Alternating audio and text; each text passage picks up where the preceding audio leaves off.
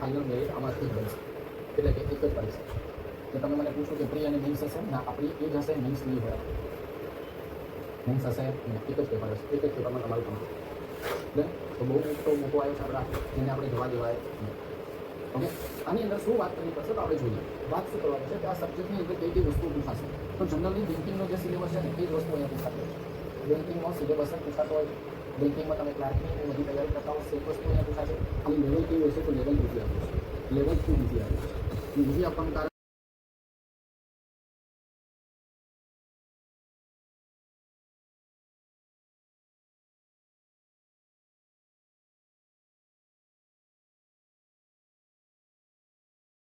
પરીક્ષા 10 પાસ, પરીક્ષા સારા ઉપર 10 પાસ. તો તમે ગ્રેજ્યુએશન કરેલું હોય તો તમે આ ફોર્મ ભરી શકો છો, કારણ કે 10 તો તમે પાસ કરી લેશો. અને એક વખત જોબની જોબ આવી જાય, એક વખત દર મહિને 30,000 પગાર ચાલુ થઈ જાય, પછી આપણે જેની તૈયારી કરવી નહીં કરી શકીએ. મળે છે, પ્રમોશન કેવી રીતે થાય છે, બધા માટે આપણે અલગ અલગ વિડીયો બનાવીએ છીએ.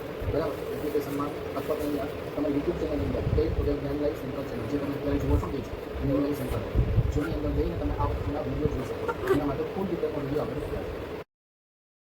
2 સવા મહિનાના 2 મહિનાની અંદર કોઈ પણ પ્રકારની કોઈ ટ્રાન્સફર કર્યા વગર સીધા તૈયારી ઉપર પૂરી કરવાની. ઓકે, સિલેબસમાં શું આવશે તો અત્યારે હું વાત કરું છું. ચલો, ગણિતના સિલેબસની અંદર શું આવશે તો ગણિતમાં કયા કયા ચેપ્ટરો આવશે? સરેરાશ હોય, નફો ખોટ હોય, આ બધા ચેપ્ટરમાં હોય. નફો ખોટ, ગુણોત્તર ચેપ્ટર છે, ઉંમર આધારિત ચેપ્ટર હોય, ઉંમર આધારિત પ્રશ્નો, ભાગીદારી ચેપ્ટર હોય, કામ અને સમય, અને કામ અને સમયમાં શું આવે? નળ અને ટાંકી આવે.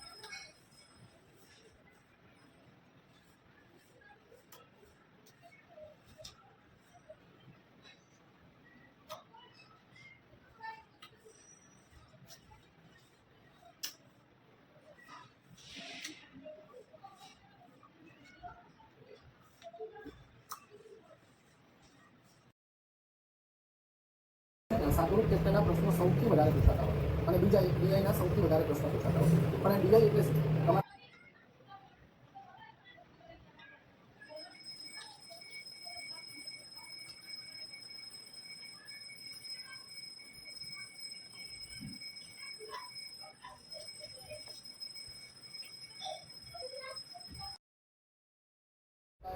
શું કહેવાય? ડેટા એટલે કે માહિતીનું ઇન્ટરપ્રિટેશન એટલે કે અર્થઘટન. તો ડીઆઈ છે ને, ડીઆઈમાં ખાસ કરીને આપણા જે પરીક્ષા પૂછાવાની છે એમાં 4 ટાઈપના ડીઆઈ પૂછે છે.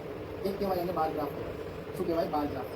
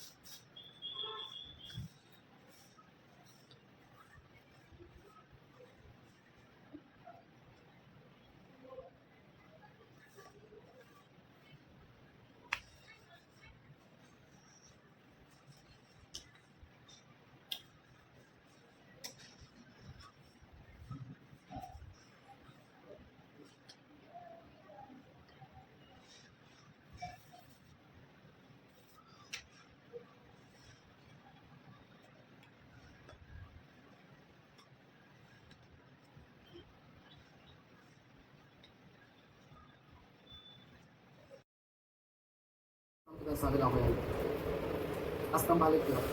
ઓકે, આ લાઈન ગ્રાફ એનો મતલબ સેમ વસ્તુ હોય, પણ આ રીતે લાઈન કરવી. ડેટા લખ્યો હોય ને આ રીતે લાઈનમાં દર્શાવ્યો હોય. બરાબર, એને માપ આપ્યું હોય.